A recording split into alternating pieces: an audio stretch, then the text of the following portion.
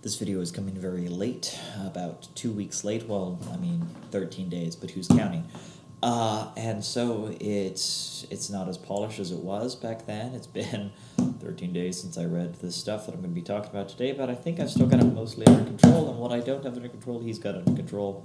So let's go on. Now, one of my favorite lectures that I remember back at BYU is in Honors P200, which several of the friends here on Facebook were in. It was a great class, and I still think it's really interesting that I keep in touch with them so much. And I was thinking of you today and talking about you today, actually, with a coworker, irrespective of this video, because I was picking some delicious grapes off a vine on campus and eating them, and I used to pick plums off the trees around the mazer, and it was like in a 200 kind of thing.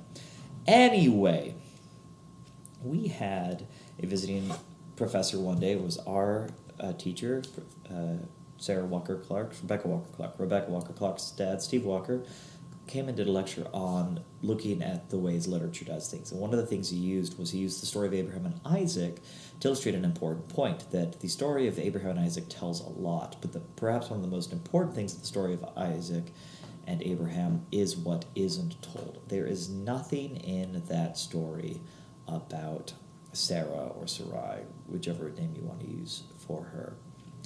And Abraham has another son. He has Ishmael. He knows that Ishmael is going to have 12 sons, or 12 tribes or whatever, and it's going to go on. There's going to be all this great thing. He knows he's going to have posterity, endless posterity, because of Ishmael. So even if he has to kill Isaac, he's still going to have posterity that lives forever. Sarah doesn't have that promise. And Professor Walker brought up that, we don't know how Sarah took this. We don't know if Sarah knew.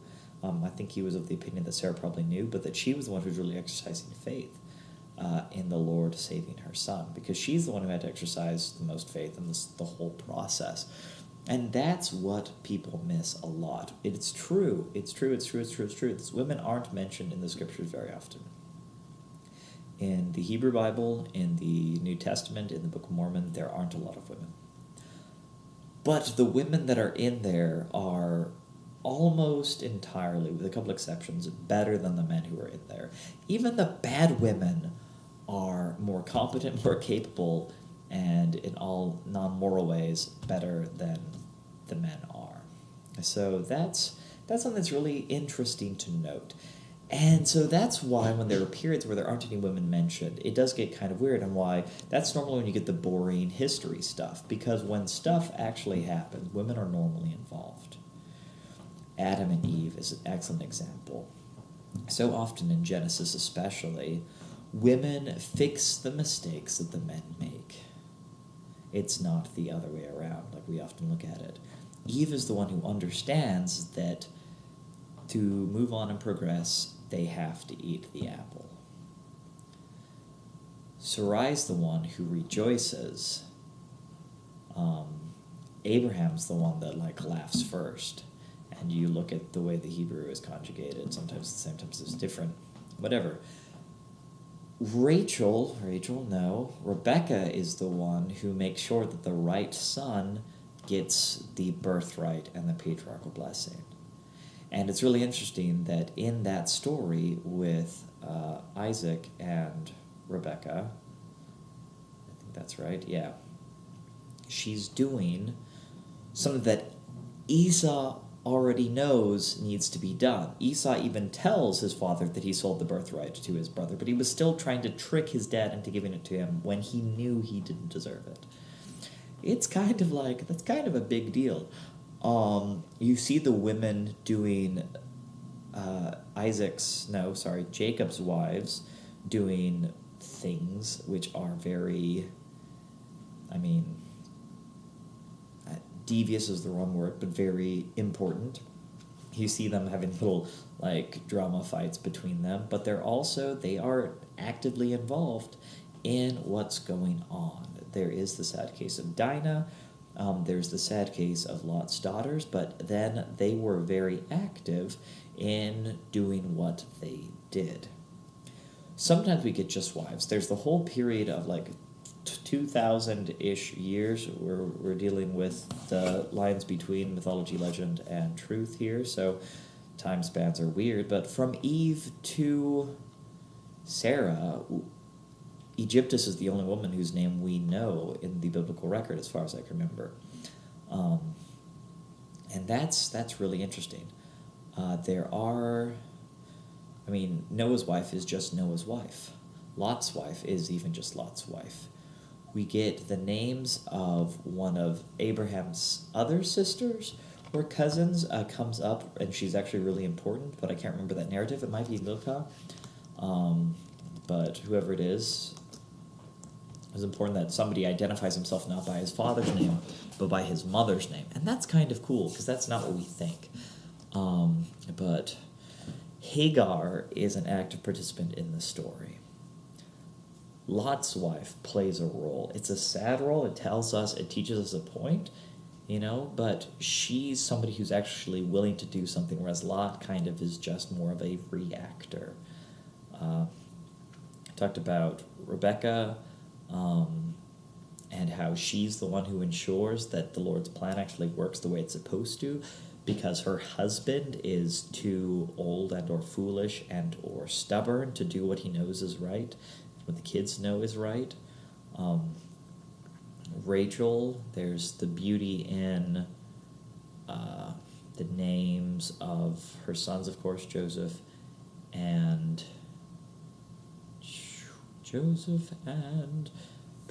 Benjamin, and what their names mean. There's even some importance in, I think, the fact that Jacob gets the name he gets at the very beginning. It's a good name. I like it. And Rachel, I feel bad for Rachel. I feel bad for Leah and for Rachel, and I could do a whole video just on the four women, and maybe I will. So let's move on. Right? The other one I want to go into today is Potiphar's wife, because I already passed the two. There's something we don't talk about with Potiphar's wife very often, and that is in the Hebrew. Let's go to chapter 39 of Genesis. I hate that I'm doing it on a computer instead of on actual scriptures, but that's the way it is sometimes. If you look at the Hebrew, in the King James Version, it says, where is it? We need to go. It's not all there in chapter 39 of Genesis. We're actually going to go to chapter 37. Chapter 37, verse 36. Chapter 38 has another woman's story that we'll cover on its own, but I want to cover Potiphar's wife in conjunction with the other women, just because I think she gets a bum deal. No, I should cover her with Tamar. She's a good foil for Tamar. Okay, I'll do them both now. All right, so Eve makes sure that the plan happens the way it happens at all, right? Rachel makes sure that the birthright goes on to the right person. Rebecca makes sure the birthright goes to the right person.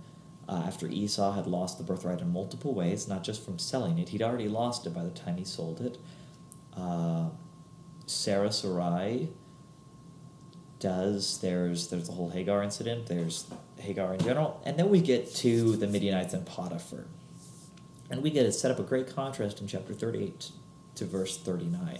In chapter 37, verse 36, we have Potiphar, who is an officer of Pharaoh's and captain of the guard. Now, that's not what it actually says. That's what the King James Version says. But if we go to, let me see if I can pull up Young's literal. I should have done this in advance. I should have just stopped this video a bit ago. And, well, you're getting a long video since it's been a long time. Alrighty, here we go. Yeah. If we go to Young's literal translation, we have, and the Midianites have sold him unto Egypt to Potiphar, a eunuch of Pharaoh. That's right. Potiphar is an officer, but Potiphar, according to the Hebrew, is a eunuch. Isn't that nice? Some translations call him the captain, the King James, and most English translations call him the captain of the guard. The Young's literal calls him the captain of the slaughtermen or the executioners. Some say it's actually he's one of the household officers. He's not the head of the executioners. If he is the head of the executioners, it makes it very interesting that he doesn't kill Joseph. He puts him into prison. So that is interesting. Others say it's more the slaughterers, like the one who takes care of all the food for the Pharaoh's house, which is going to be very important when Joseph is in prison. So Potiphar's wife might have been the wife of a eunuch, which makes her actions, if not more justifiable in the story, a little bit more understandable, maybe. And it also could explain why Potiphar is so enraged by it, but at the same time, he doesn't, if he is the chief of the, executioners, I'd really think he would try to kill Joseph, but he doesn't. So that's one thing that's really interesting.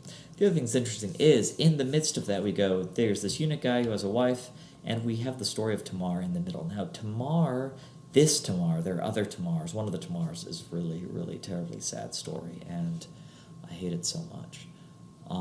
This Tamar means date, as in the date palm, and it is one of my favorite stories because it really is a time when the woman does the right thing and the guy really screws things up, as we see a lot before. I'll have to go in another video into the geopolitics of Jacob's kids, but suffice it to say, the kids, much like their great uncle, or just normal uncle, Esau, really liked ruining the birthright. Reuben slept with his mother and his stepmom, with Bilhah, one of the maids, and lost the birthright that way. Levi and Simeon lost the birthright by pursuing and avenging the gentleman who, the whole Dinah situation.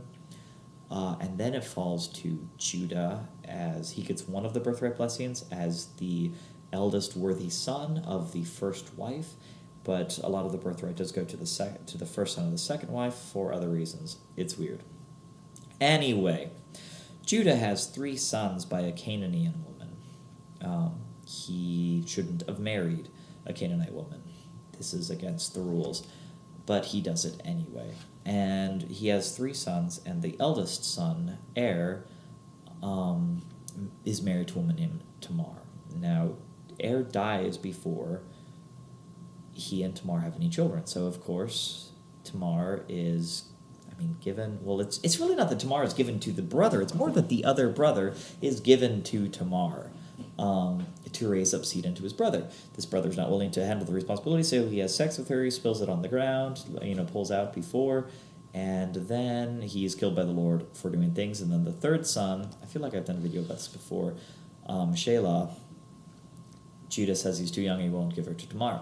Long story short, Tamar dresses up like a harlot, and she seduces Judah. Seduces is the wrong word, because Judah seems to be the parent acting participant in it. She just dresses up like a harlot. She doesn't even dress up like a harlot. This is really important. She doesn't even dress up like a harlot. Like, this is not like she is not out there displaying her wares. It's only that Judah saw her and thought her to be a harlot because she had covered her face. And it's really, the 38 is really interesting. And he says he'll pay her a kid, and in the process he waits and he gives her his staff and his staff and his signet ring, and she gets pregnant, and long story short, Judah is exposed as a philanderer and a cheater, and proves that Tamar was right all along, and instead of having the son of the Canaanite woman be the one who continues the rulingness of this house, it's going to be through Tamar and Judah, with the right genealogy family, even though he's not her wife. And this is where it gets confusing, because her children, Pharez specifically, and the other child is Zara, but Pharez becomes the father or great-grandfather of David and all that, and that goes in later into Corinthians. So we contrast that. Tamar seduces is the wrong word. We need a better word than seduces for what happens here. Tamar has sex with Judah, who is not her husband, because Judah is keeping her husband from her, and Potiphar's wife tries to have sex with Joseph because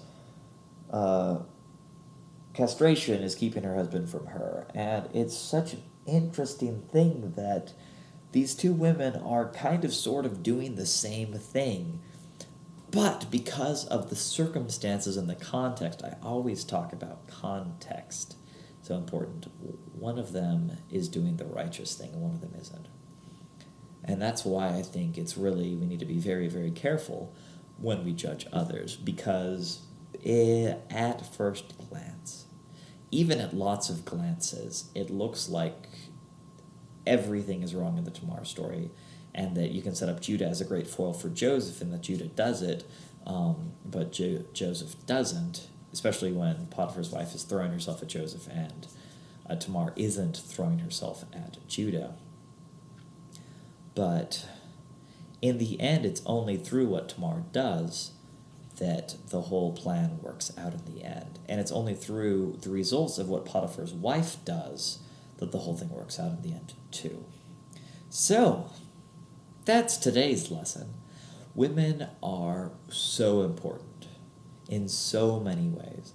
And God's plan, for better or for worse, couldn't happen without women in more than one way. So, that's all. This was long. Bye!